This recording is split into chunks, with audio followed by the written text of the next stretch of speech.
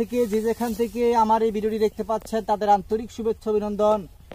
গ্রীষ্মের এই দুপুর বেলা, গ্রীষ্মের প্রচন্ড রোদ্রে, টাক ফাটা রোদ বলবো আসলে, আপনার যেখানে 1 মিনিট রোদে থাকা অসম্ভব হয়ে যায়। আসলে আমরা অভ্যস্ত রোদে পুড়ে বৃষ্টিতে ভিজে কাজ করে, আমাদেরও সমস্যা হয়। এই ভর দুপুরবেলা নিয়ে আসলাম আপনাদের ঘাসের জমিতে দেখানোর জন্য। আমি কিছু ঘাসের জার কাটতেছি। দেখেন, ইন্দোনেশিয়ান স্মার্ট নেপিয়ার ঘাস, এই ঘাসটা, এই ঝাড়গুলা কাটতেছি আমি। এইটা সেল করেছি আমি কাস্টমারের উদ্দেশ্যে, এই ঘাসটা কাটতেছি। বন্ধুরা, এই ঘাসটাতে রয়েছে 22 থেকে 25% প্রোটিন, নরম এবং মিষ্টি স্বাদযুক্ত রসালো ঘাস। আমি আপনাদের দুটা ঘাস ছিঁড়ে দেখাচ্ছি।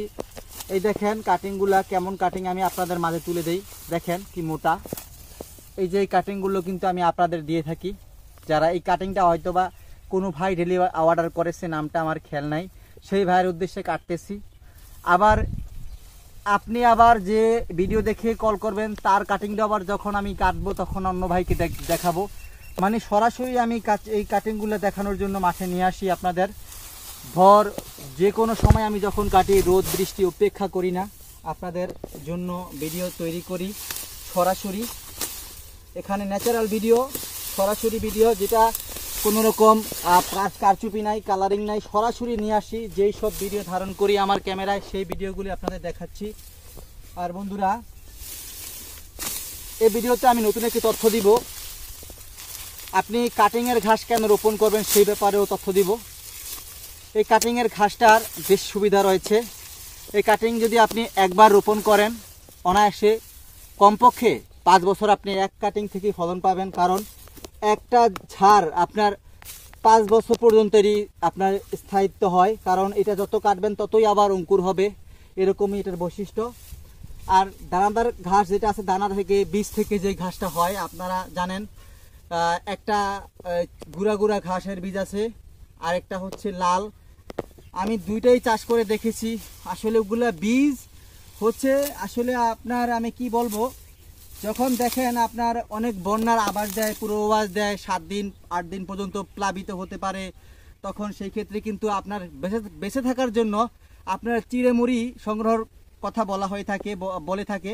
কারণ যাতে আপনার প্রতিকূল পরিবেশে আপনার জীবনটা যাতে একটু বাঁচে, সেই আসলে চিড়ামুড়ি খেয়ে কিন্তু মানুষ বাঁচে না। সেই দৃষ্টিকোণ থেকে আপনার বিপদ থেকে রক্ষার জন্য এটা বলা হয়ে থাকে। আমি বলবো তদ্রূপ যাদের এই কাটিং লাগার মতো আসলে জমি নেই বা ধৈর্য নেই, তাদের উদ্দেশ্যে বলি, তারা হয়তো বা বীজ রোপণ করে আপনি কোনো মতে, বীজ যেটা আপনার বাজার থেকে কিনে আপনি প্যাকেটিং বীজ বপন করে কোনো মতে আপনি গরু পালন করতে পারবেন, ছাগল পালন করতে পারেন, ওই চিড়ামুড়ি খাওয়ার মতোই। কিন্তু যদি আপনি পারফেক্টলিভাবে যদি আপনি আপনার পশুপালন করতে চান, কাঁচা ঘাসের উপর নির্ভর করে, অবশ্যই আপনাকে কাটিংয়ের ঘাসের উপর নির্ভরশীল হতে হবে।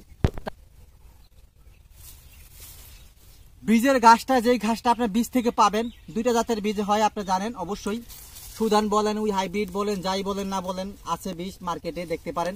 এরকম পাতা আপনি কখনোই বীজের ঘাসে পাবেন না, চ্যালেঞ্জ করতে পারি, কখনই পাবেন না। এইসব পাতা এত কাছ থেকে পাতা গজাবে, এরকম কোনো বীজই বাংলাদেশে নাই। তো সেই ক্ষেত্রে আবার বীজে কি করে, সেগুলা কিন্তু লম্বা হওয়ার পরে ফুল আসে, আবার ফুল আসার পরে কাটি শক্ত হয়ে যায়, তারপরে বীজ আসে। বা এটা আপনারা প্র্যাকটিক্যালে হয়তো অনেকের ধারণা আছে। আর কাটিংয়ের ঘাসে তো ফুল আসবেই না, কারণ এটা বীজ থেকে ফলন হয় না, এটা কাটিং থেকে হয়। তো এটার অঙ্কুরোদ্গমের মাধ্যমে এটার জীবন বিস্তার ঘটে। তো সেই ক্ষেত্রে এই কাটিংয়ের ঘাসটাতে রয়েছে প্রোটিন, 22 থেকে 25% প্রোটিন, আবার রয়েছে ভিটামিন, এবং আরও রয়েছে পুরা কাণ্ডজিরে পাতা।